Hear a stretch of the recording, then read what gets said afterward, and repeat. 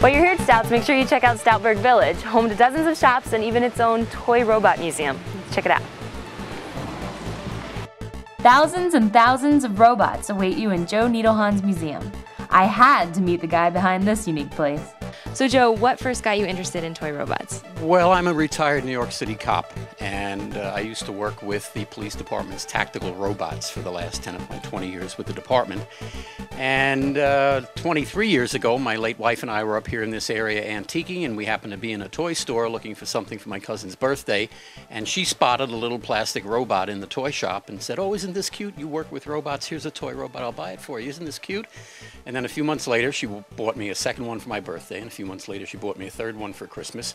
And 23 years later, it just got way out of control. So what made you decide to open the museum? Well, I thought with this many toy robots and what was being built here in Stoutburg Village, where you could have a shop on the ground floor and live directly above your shop, this would be an ideal location for my wife and I to spend our retirement years. How many robots do you have, approximately? Well, on display here, there's over 2,100, but I still have a couple 300 still packed away in the attic.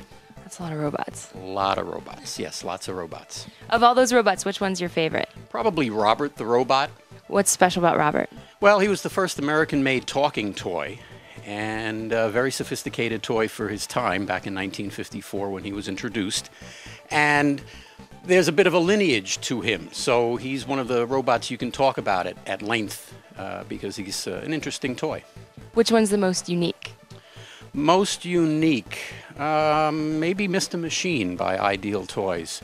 Not only was he a big wind-up robot toy, but he was also a jigsaw puzzle. You could take them all apart, and if you put them back together again without losing any pieces, you could play with them. And the Saturday morning cartoon shows were flooded with commercials for this toy. It was very successful for the Ideal Toy Company, so much so that a year later in 1961 they came out with a board game. These are the pawns and the playing piece, and the board game itself is in the back. And the toy was re-released in 1977 and again in 1987. However, by that time, child safety standards had been put into place and the toy could no longer be taken apart. These last two versions were riveted together and, in my own opinion, eliminated half the play value of the toy. So growing up, did you have an interest in robots, or was it kind of born from your work at the force? More so with the police department robot, but I can remember being a young child, and occasionally my dad would come home with some toys if I was a good boy that week. And some of the toys he brought me were little lithographed tin robots made in Japan back in the 50s and 60s. How was it working with a robot as a partner? Interesting. Not quite as scary as you might think, although some of the situations that we found ourselves in were occasionally scary. Did he like coffee? No, but I did. And donuts. Why do you think robots have such a great appeal for people? Why are they so interesting?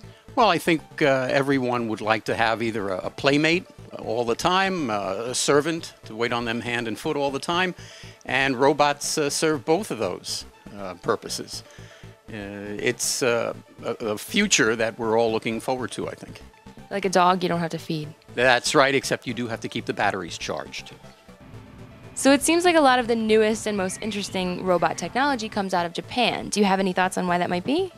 Well, I remember that the very first toy robot was made in Japan back in the mid to late 30s.